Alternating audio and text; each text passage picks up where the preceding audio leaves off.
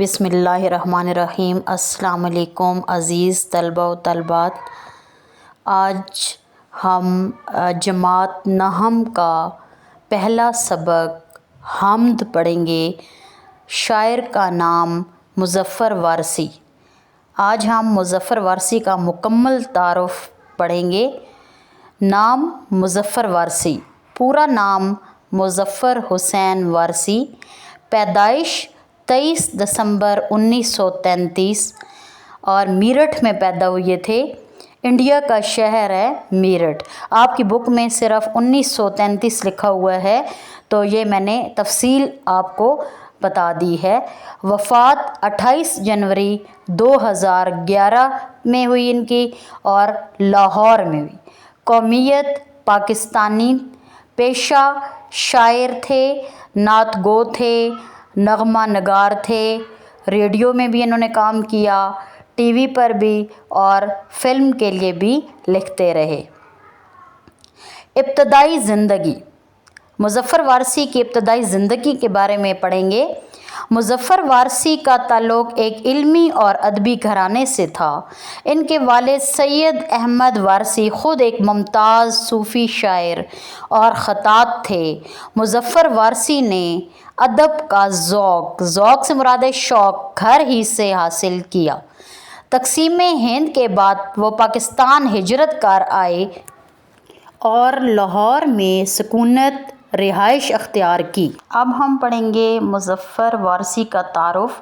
مظفر وارثی کا شمار اردو کے ان شعراء میں ہوتا ہے جنہوں نے نعتیہ شاعری کو ایک نیا اسلوب اور روحانیت بخشی۔ انہوں نے اپنے کیریئر کا آغاز غزل اور فلمی گیتوں سے کیا، لیکن بعد میں وہ مکمل طور پر نعتیہ اور مذہبی شاعری کی طرف راغب ہو گئے۔ مظفر وارثی کی نعتیں روح پرور اور دل کو چھو لینے والی ہوتی ہیں، جن میں عشق رسول پاک صلی اللہ علیہ وآلہ وسلم کی جھلک نمایاں ہوتی ہے۔ اب ہم مظفر وارثی کی مشہور تصنیف کے بارے میں پڑھیں گے۔ مشہور تصانیف، نعتیہ مجموعے جو انہوں نے نعتیں لکھی تھیں۔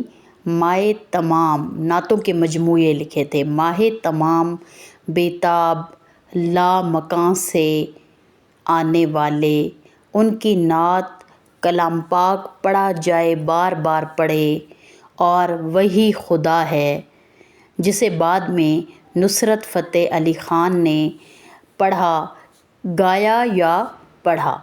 اور اس کے بارے میں اور بھی میں آپ کو بتاتی چلوں کہ اس کو عاطف اسلم نے بھی پڑھا ہے۔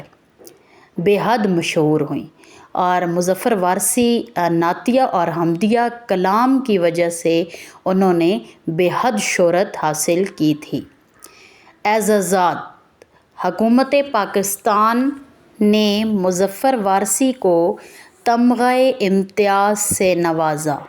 وفات، مظفر وارثی 28 جنوری 2011 کو لاہور میں وفات پا گئے۔